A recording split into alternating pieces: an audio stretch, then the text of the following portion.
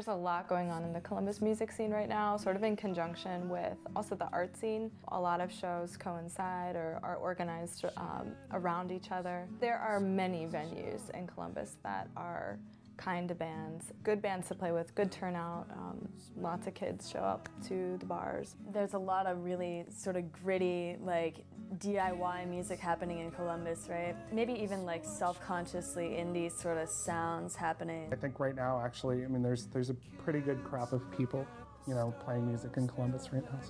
So.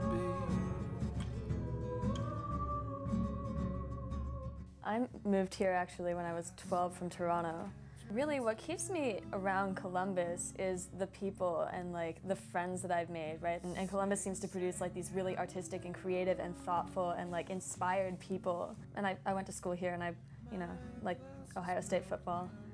I grew up in the suburbs of Columbus. I'm now still sort of living in a suburb of Columbus. It's a little bit more urban. I think just the relationships that you form keep you in a city. It's nice because it's inexpensive here. There's something appealing about it. It is home, and we do have a lot of friends here, and there are good things going on here. Kids, look at the stars, they are like these.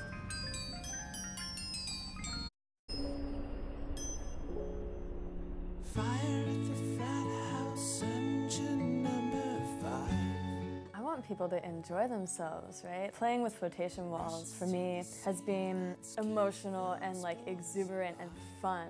You know, like I want the audience to feel what I feel when I'm like singing those songs and playing those parts. I want them to like to get into the beat and like dance and feel it and like want to sing along. And we encourage that. We sort of artificially like ask people to sort of join in. There's definitely some sing-along parts. I love no stage shows because people get right up to you and they're so engaged in the music and with you, and like they bump your keyboard and it's all good, you know. I don't even think we've set up the same way twice. Like our setup's always different. We try not to have anyone like in the center. It's all inclusive. Like the drummer's not always in the back. Sometimes he's in the middle. Carlos, even though he sings most often, isn't always in the middle.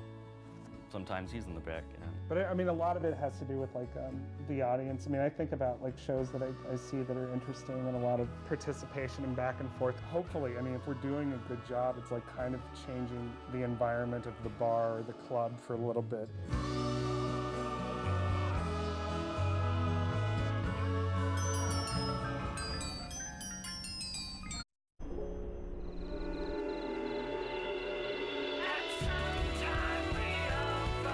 It is a struggle to make money off of music.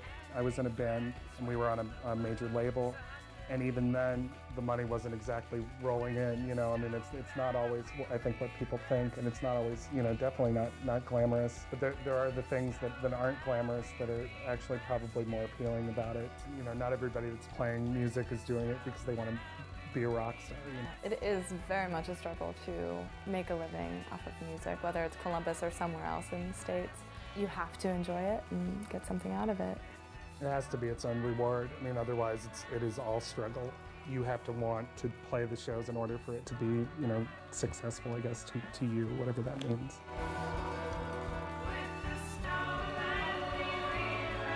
I think, yeah, #1 goal is getting the record done.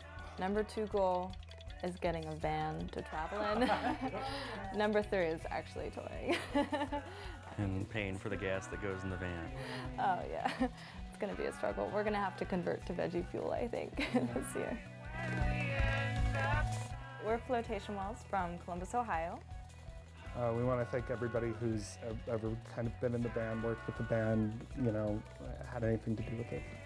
If you like what you've heard, check out our On the Rise profile online, and make sure to look for our album. It's coming out this spring. And hopefully we'll see you out there soon.